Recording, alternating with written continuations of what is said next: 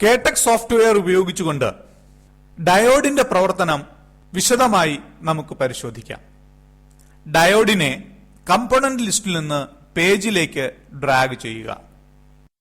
ഒരു AC power component കൂടി പേജിലേക്ക് ഡ്രാഗ് ചെയ്യപ്പെടുന്നു. ഇത് ഒരു AC പവർ കമ്പോണന്റ് ആയതുകൊണ്ട് തന്നെ ഇതിന്റെ പോളുകളിൽ പോസിറ്റീവ് നെഗറ്റീവ് പോളുകളായി മാറ്റം സംഭവിക്കും. അതായത് മൗസ് സൂചിപ്പിച്ചിരിക്കുന്ന പോയിന്റ് പോസിറ്റീവ് ചാർജുള്ള പോളാകാം, അല്പസമയത്തിന് ശേഷം അത് നെഗറ്റീവ് ചാർജുള്ള പോളായി ആൾട്ടർനേറ്റ് ചെയ്യാം. ഇത്തരത്തിൽ പോസിറ്റീവ് നെഗറ്റീവ് ചാർജുകളിലേക്ക് ആൾട്ടർനേറ്റ് ചെയ്യുന്ന ആൾട്ടർനേറ്റീവ് കറണ്ടാണ് ഇവിടെ നിന്നും ജനറേറ്റ് ചെയ്യപ്പെടുന്നത്. അതുകൊണ്ട് തന്നെ ഇത് ഡയോഡുമായി കണക്ട് ചെയ്യുമ്പോൾ മൗസ് ഡ്രാഗ് ചെയ്തുകൊണ്ട് ഇതിനെ ഡയോഡുമായി ബന്ധിപ്പിക്കാം.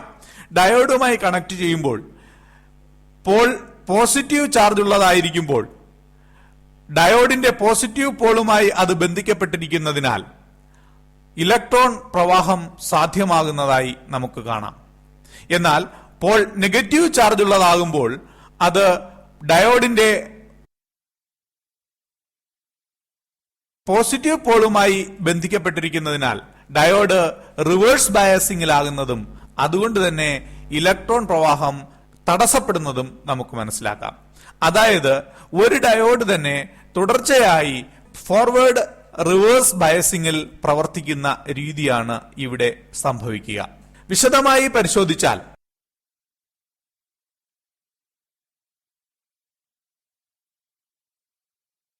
ചിത്രം ശ്രദ്ധിക്കുക. ഇവിടെ ഡയോഡ് ഫോർവേഡ് ബയസിംഗിലായിരിക്കുമ്പോൾ വൈദ്യുതി പ്രവാഹം അനുവദിക്കുന്നു. എന്നാൽ തുടർന്ന് റിവേഴ്സ് ബയസിംഗിലേക്ക് ഡയോഡ് മാറ്റപ്പെടുമ്പോൾ, അതായത് അതിലേക്ക് നെഗറ്റീവ് പോളുമായി കണക്ട് ചെയ്യപ്പെടുമ്പോൾ വൈദ്യുത പ്രവാഹം തടസ്സപ്പെടുകയും ആ ഭാഗത്തേക്കുള്ള വൈദ്യുതി കട്ട് ചെയ്യപ്പെടുകയും ചെയ്യുന്നു. തുടർന്ന് വീണ്ടും ഫോർവേഡ് ബയസിംഗിലാകുന്നു, വൈദ്യുതി പ്രവാഹം ഉണ്ടാകുന്നു. എന്നാൽ തൊട്ടടുത്ത നിമിഷം തന്നെ നെഗറ്റീവ് അഥവാ റിവേഴ്സ് ബയസിംഗിലേക്ക് ഡയോഡ് മാറ്റപ്പെടുകയും വൈദ്യുതി പ്രവാഹം വീണ്ടും തടസ്സപ്പെടുത്തുകയും ചെയ്യും. ഇപ്രകാരം ചെയ്യുന്നത് മൂലം പോസിറ്റീവ് ചാർജ് മാത്രമുള്ളതും ഇടവിട്ടുള്ളതുമായിട്ടുള്ള കറണ്ട് ജനറേറ്റ് ചെയ്യപ്പെടുന്നു. മറ്റൊരു സർക്യൂട്ടിനെ കുറിച്ച് നമുക്ക് രണ്ട് ഡയോഡുകളാണ് പേജിലേക്ക് ഡ്രാഗ് ചെയ്യപ്പെടുന്നത്. ഐറ്റം എഡിറ്ററിൽ ക്ലിക്ക് ചെയ്തുകൊണ്ട് ഡയോഡിൽ ഒന്നിന്റെ ഓറിയന്റേഷൻ തിരിക്കുകയാണ് 180 ഡിഗ്രി. അതിനുശേഷം ഇതിനെ ഒരു AC പവർ കമ്പോണന്റുമായി നേരത്തെ സൂചിപ്പിച്ചതുപോലെ തന്നെ ബന്ധിപ്പിക്കുന്നു. ഡയോഡുകൾ പരസ്പരം ബന്ധിപ്പിക്കുന്നു. അവയെ AC കമ്പോണന്റിന്റെ ഒരു പോളുമായി ബന്ധിപ്പിക്കുകയും ചെയ്യുന്നു. അതിനുശേഷം രണ്ട് റെസിസ്റ്ററുകൾ ഈ സർക്യൂട്ടിനുള്ളിലേക്ക് ഡ്രാഗ് ചെയ്ത് കൊണ്ടുവരികയാണ്. ഇവ ഡയോഡിനെ റെസിസ്റ്ററുമായി ബന്ധിപ്പിക്കുന്നു. അതിനുശേഷം ഇവ പരസ്പരം ബന്ധിപ്പിക്കുകയും ആ സർക്യൂട്ടിലേക്ക് AC-യുടെ മറുപോൾ ബന്ധിക്കുകയും ചെയ്യുന്നു. ഈ സർക്യൂട്ടിന്റെ പ്രത്യേകത എന്താണ്? മൗസ് സൂചിപ്പിച്ചിരിക്കുന്ന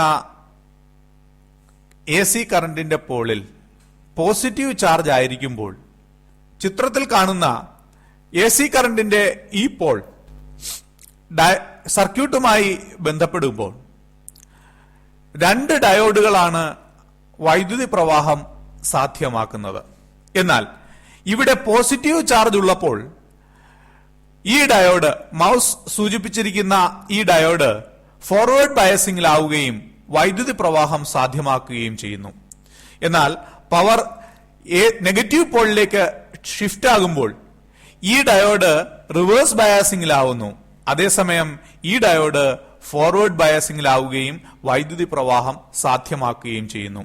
അതായത് നെഗറ്റീവ് പോസിറ്റീവ് പോളുകൾ മാറുന്നതിനനുസരിച്ച് യഥാക്രമം ഇത് ഓരോ ഡയോഡും ഫോർവേഡ് റിവേഴ്സ് ബയാസിംഗിലേക്ക് ഷിഫ്റ്റ് ചെയ്തുകൊണ്ട് തുടർച്ചയായിട്ടുള്ള വൈദ്യുതി പ്രവാഹം സാധ്യമാക്കുന്നു. ഈ പ്രക്രിയയാണ് നാം ഫുൾ വേവ് റെക്ടിഫിക്കേഷൻ എന്ന് പറയുക.